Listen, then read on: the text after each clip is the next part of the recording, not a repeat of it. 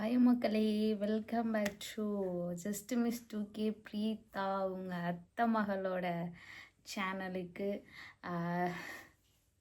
இவ்வளோ குறுகிய காலத்தில் நிறைய சப்போர்ட் தொடர்ந்து கொடுத்துட்டே இருக்கீங்க. உங்களோட ஆதரவு எனக்கு ரொம்ப தேவை. என்னால் பேச முடியலை, ஒரு மாதிரி மனசு ரொம்ப இறுக்கமாக இருக்குது. ஏங்க எல்லாருமே ஒரே கேள்வியை டிஃப்ரெண்ட்டாக மாற்றி கேட்குறீங்க? உனக்கு என்னாச்சு, உனக்கு எதுவும் பிரச்சனையா, ஹெல்த் இஷ்யூவா, இப்படி மாற்றி கேட்டதவே தான் கேட்டுகிட்டே இருக்கீங்க. உன் பிரச்சனைன்னு. ப்ளீஸ்ங்க விட்டுருங்க. என்னால் முடியலை. ஃபோன் பண்ணி இத்தனை கொஸ்டின்ஸை கேட்டுகிட்டே இருப்பீங்க. கண்டிப்பாக சொல்ல வரன்றதுக்கான ஒரு டைம் கண்டிப்பாக அமையும். அப்போ நான் எக்ஸ்பிளைன் பண்ணுறேன். விட்டுறலாமே. ஒரு விஷயத்த திரும்ப நம்ம அதை பேச மென்டலி ரொம்ப டிப்ரெஷன் ஆகுது. ரெக்வஸ்ட்டில் இன்ஸ்டாவில் ஓப்பன் பண்ணோன்னு வச்சுக்கோங்களே, அவ்வளோ ரெக்வஸ்ட் மெசேஜெலாம் அவ்வளோ குமிஞ்சிருக்கு. உங்களுக்கு எதுவும் பிரச்சனையா, உங்களுக்கு என்ன ஹெல்த் இஷ்யூவா, அப்படி நிறைய போட்டிருக்கீங்க.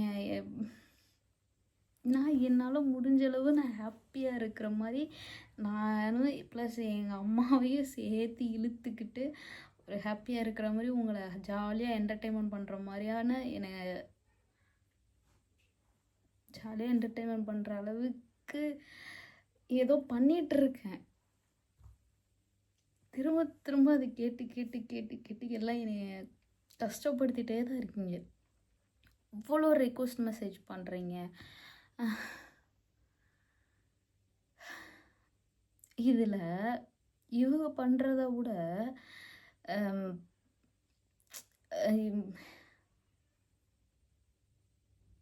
நம்ம கூட இருக்கவங்க பண்ணுறது தான் இன்னும் வலிக்குது, வலி வேதனையாகுது.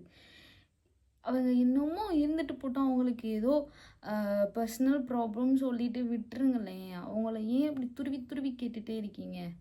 விட்டுருங்க. எனக்கு இந்த வீடியோ நான் இது எடுக்கணுன்ற எனக்கு ஒரு மைண்ட் செட்டே இல்லை. பட் இந்த வீடியோ பார்க்குறவங்களுக்காக தான் சொல்கிறேன். பார்க்குறவங்க ப்ளஸ் எனக்கு இன்ஸ்டாவில் யூடியூப்பில் எனக்கு ரிக்வஸ்ட் மெசேஜெலாம் அவ்வளோ கேட்டுகிட்டே இருக்கீங்க.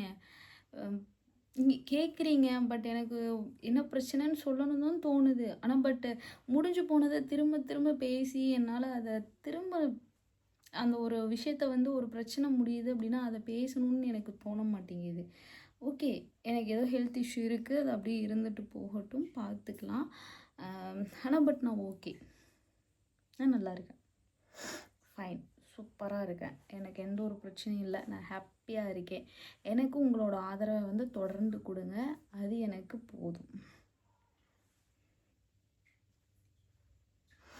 அந்த ஒரு வீடியோ நான் எதுக்காக போட்டிருந்தேன் அப்படின்னா, யாரையும் நம்பாதீங்க. ஏன்னா நான் அடிபட்டிருக்கேன். அதனால தான் நான் உங்ககிட்ட அந்த வீடியோ நான் அப்லோட் பண்ணதேவும். டக்குன்னு ஒரு செகண்டில் என்னை அறியாமல் அழுக வந்துருச்சு. அப்போ எடுத்து போட்டதான். நான் மோஸ்ட்லி அதிகமாக அழமாட்டேன். என்னை ரொம்ப மனசு இறுக்கமாக இருக்கிற மாதிரி இருக்குன்னு கத்தி அழுதுருவேன். அந்த அழுத டைமிங்கில் என்னை அறியாமல் நான் வீடியோ என்னை தெரிஞ்சு தான் நான் வீடியோ எடுத்தேன். அதை ஒரு பதிவாக இருக்கட்டும் சொல்லி தான் வீடியோ எடுத்தேன். ஆனால் அதில் முடிஞ்சளவு நான் கண்ட்ரோல் பண்ணேன். என்னால் அழுகாமல் எடுக்க முடியலை. பட் நான் வீடியோவை பார்க்குறவங்களுக்கு, இந்த வீடியோவை பார்க்குறவங்களுக்கு நான் சொல்கிற ஒரே ஒரு விஷயம் என்ன அப்படின்னா, யாரையுமே நம்பக்கூடாது அப்படின்றதான். பெற்றவங்களாக இருந்தால் சரி, கூட பிறந்தவங்களாக இருந்தால் சரி, லவ்வர்ஸாக இருந்தாலும் சரி, ஃப்ரெண்ட்ஸாக இருந்தாலும் சரி, ஒரு லைஃப் பார்ட்னராக இருந்தாலும் சரி, யாரையுமே நம்பாதீங்க. செல்ஃபாக இருங்க. ஒரு முடிவு எடுத்தோம்னா அதில் நம்ம ஸ்ட்ராங்காக இருக்கணும்.